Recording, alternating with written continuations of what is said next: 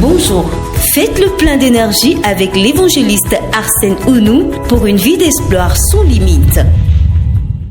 Shalom, shalom, chers privilégiés de Dieu. Shalom à vous, chers VIP de Dieu. Shalom à vous, chers favorisés de Dieu. Shalom à vous, chers disciples de Jésus-Christ. Que la grâce repose sur vos vies et dans tout ce que vous faites au nom puissant de Jésus-Christ. Je ne cesserai jamais assez de le dire que la grâce repose toujours chez vous.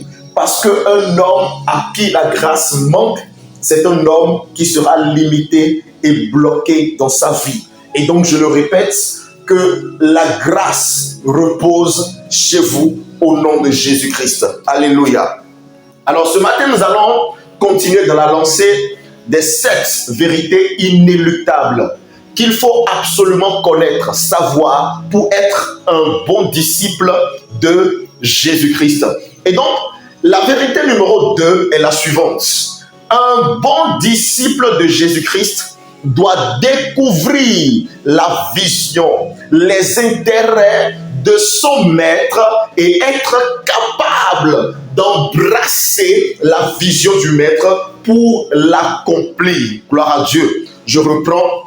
Un bon disciple de Jésus-Christ doit être en mesure de découvrir la vision de son maître, le désir de son maître, l'intérêt de son maître, d'accord, et être en mesure de l'embrasser pour être capable ensuite de poursuivre la vision ou encore de l'accomplir. Voilà donc la vérité numéro 2. Et nous nous basons sur des textes bibliques pour développer ce que nous sommes en train de développer. Notre texte de base dans le livre de Matthieu au chapitre 4.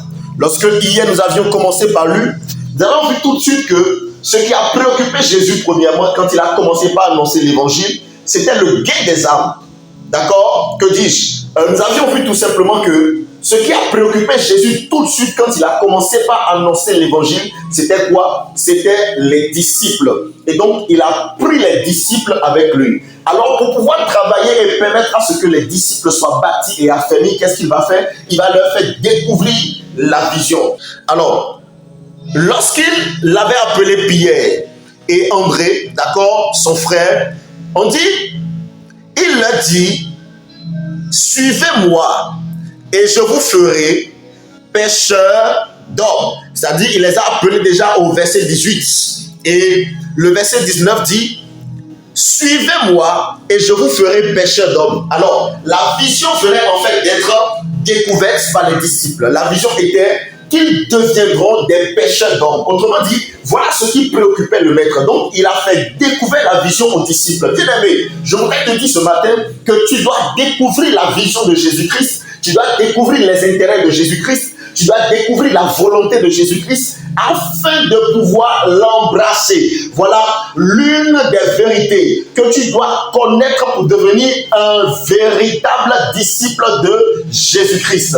Alors, sans cela, tu ne peux pas être un véritable disciple de Jésus-Christ. Gloire à Dieu. Et donc, dès qu'ils ont découvert la vision et qu'ils ont commencé par suivre Jésus, ils ont embrassé la vision au point que quand Jésus est parti, les disciples ont représenté valablement Jésus-Christ en poursuivant la vision. Nous sommes dans le livre des Actes des Apôtres au chapitre 4. Lorsque Pierre a été appelé avec son frère et qu'on leur interdisait de continuer à parler de Jésus, Pierre va dire quelque chose. Pierre va dire quelque chose au verset 20 du chapitre 4 des Actes des Apôtres. Pierre va dire, car nous ne pouvons pas ne pas parler de ce que nous avons vu et entendu. Oh, gloire à Dieu.